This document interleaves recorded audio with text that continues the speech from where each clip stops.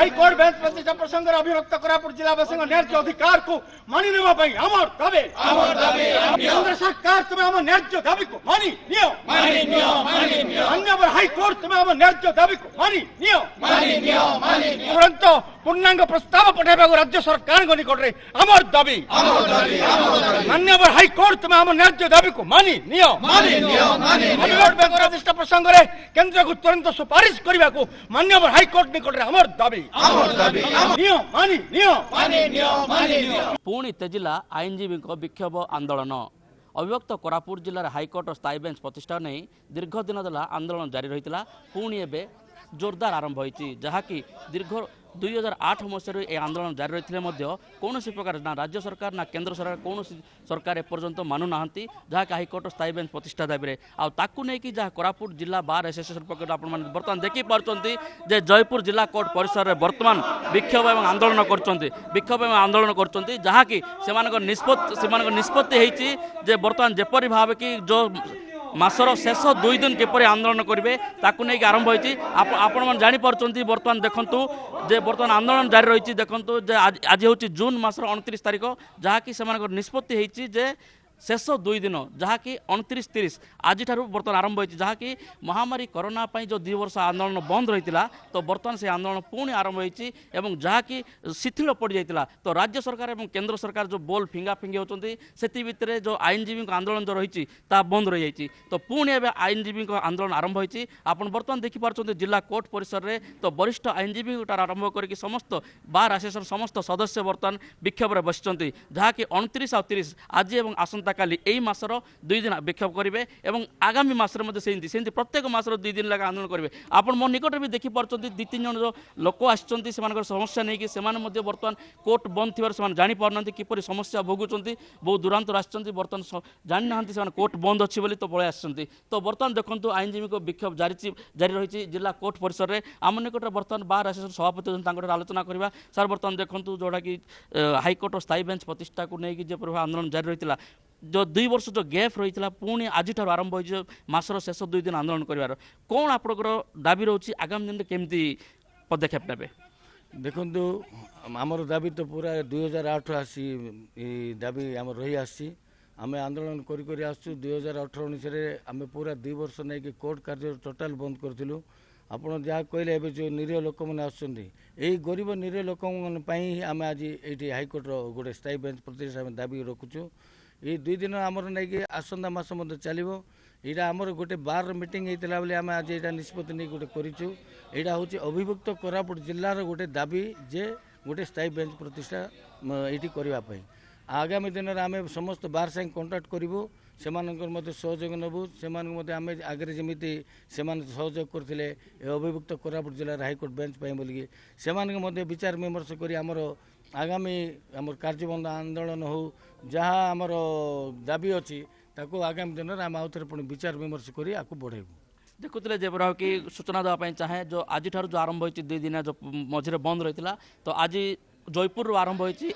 जो आंकर जो हाईकोर्ट जो अभिभक्त कोरापुट जिलार मिलित क्रियान्वयन कमिटी से आलोचना करेंगे आगामी दिन अभिभक्त कोरापुट जिलार समस्त कोर्ट को किपर मासर शेष 2 दिन बंद कर आज जयपुर आरंभ होती आम निकट आउ जन आईनजीवी अच्छे पचारि बुझा मैडम कहे कि देख आंदोलन जोरदार चलता गत 2 वर्ष अटकी जाता पुणी आज आरंभ होती कौन कहे 2008 तो आम आंदोलन चली हाईकोर्ट बेंच प्रतिष्ठा स्थापन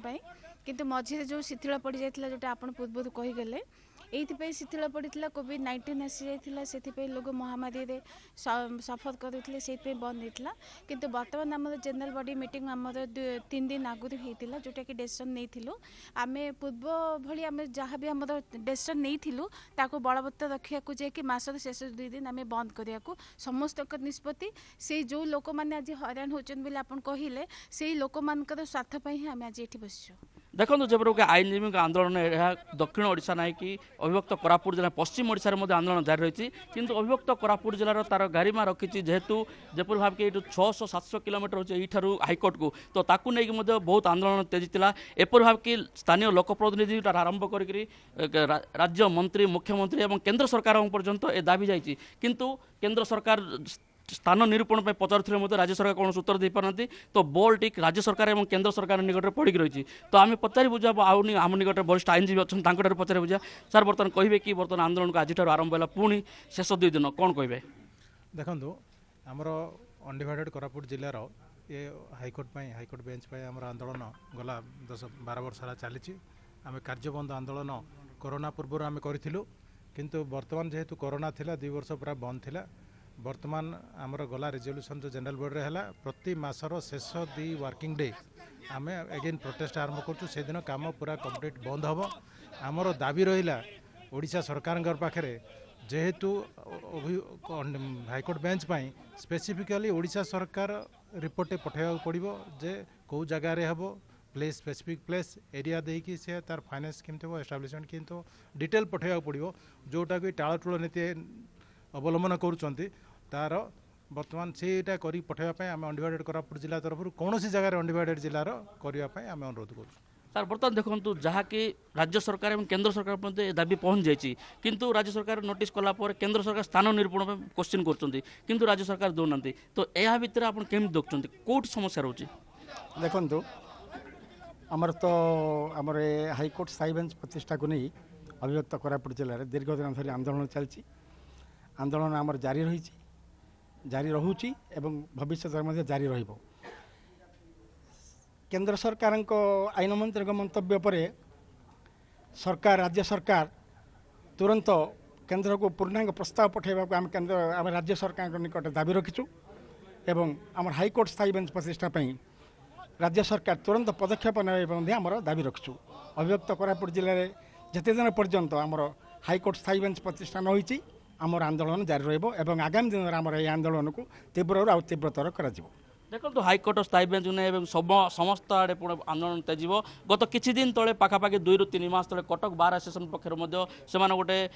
प्रस्ताव पारित करते मुख्य विचारपति देते आउ कौन जगह हाईकोर्टर स्थायी बेंच न हो तो ताकू नहीं असंतोष प्रकाश पाई तो बर्तमान आज आंदोलन होती तो आम आउ जन वरिष्ठ आईनजीवी अच्छा आवाहक अच्छा पचार सर बर्तमान देखूँ आंदोलन तो चली तार भितर गोटे पशिला कटक बार एसोसिएशन पक्षर कौन जगह न हो कटक हो यार भितर आपन जो मूल दाबी जो रही नहीं राज्य सरकार हो कि केंद्र सरकार हो बॉल फिंगा फिंगी होती तो आप केमती देखते केमती जस्टिस पाइबे आईनजीवी और साधारण लोक आज्ञा देखो नियम अनुसार राज्य कैबिनेट रेजोल्यूशन पास करी हाईकोर्टर व्यू मांगे पड़ो हाईकोर्टर व्यू नेला सेटा सेंट्रल गवर्नमेंट को पठाଯିव सेंट्रल गवर्नमेंट तांकर कैबिनेट पास करी सेटा सुप्रीम कोर्टर व्यू नियाजिव व्यू जदि